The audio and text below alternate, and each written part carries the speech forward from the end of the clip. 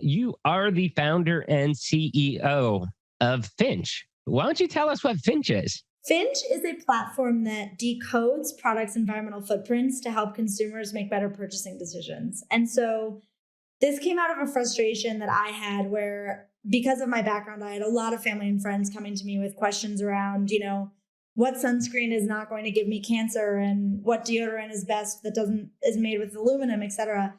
And I really didn't know where to direct them. I felt like there were these academic papers that are tough to digest for a normal person. And then this rise of blogs, which are certainly well intentioned, but they say things like all natural, chemical free, things that don't mean anything. And so our goal was really to create. It sounds exactly like Dr. Oz's website. Yeah, exactly. My goal was to create, if you're familiar with NerdWallet, it's this fantastic resource, right? Where if you have any questions around personal finance, that's your go-to. If you Google mortgage, NerdWallet's the first thing that comes up. I wanted to create that in sustainability because the numbers show that most people in the United States care and want to do something about climate change with their own impact, but they don't even know where to begin. And a lot of them become, apathetic because they don't have more than 7 minutes to research any of this online. And so if there's an easy way to sort of get this information, more people can make more responsible decisions. Definitely. And I think, again, most people would want to do something that is better for the planet because, I mean, look, okay, no matter how far right or how far left you are on the spectrum, I mean, we're only going to be able to do so many landfills in the world that, with the size of human population, I mean, like we have to figure out a solution as far as like consumable items go, plastic, stuff that don't degrade. Not that I'm against plastics itself. I very much despise paper straws.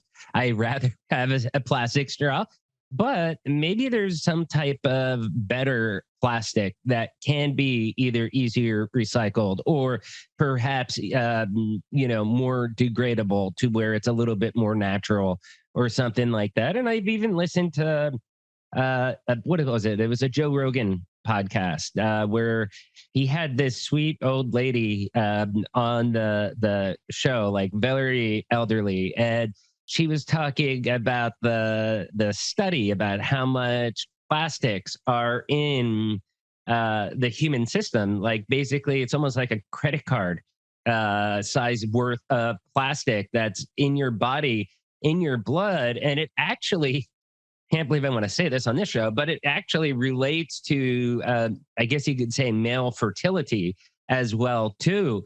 That the studies have shown that since plastics have come out and been more dominant, the smaller things have been for males. I guess that's the most PC way to put that.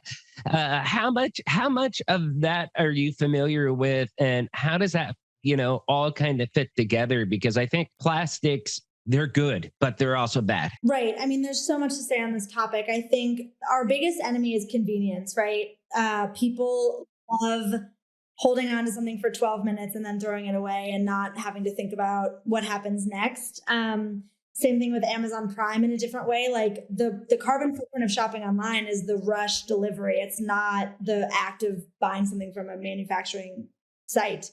With straws specifically, I think, first of all, it's so interesting that has become such a sort of pariah. Like everybody's talking about plastic straws, and there's definitely it's a worthwhile cause, but there's so many other things that are more important. And so, what about reusable plastic bags? Would you view that as more important or less important than plastic straws? I would say it's similar. And we did a really interesting study almost a year ago, probably at this point, which is called the sustainability paradox, that really compares how bad is a plastic straw versus a metal straw, plastic bag versus a canvas bag, et cetera. And generally what we learned is that if you actually reuse this bag, this straw, fill in the blank, it's great, right? You need to use it. That's what my point was going to be. Like my problem is that, so like we went out to New Jersey for vacation, and I also used to live in California when bags first became illegal out there. But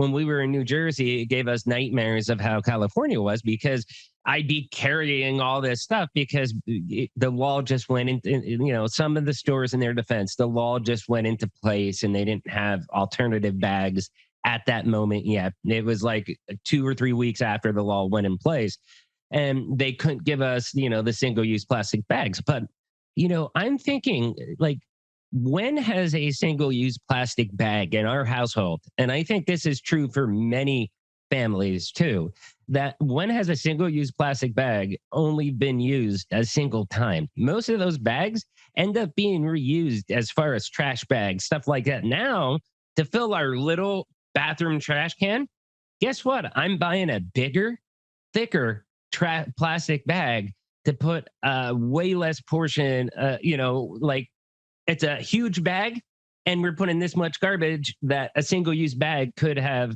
filled up with. So it's actually making us use more plastic if you think about it.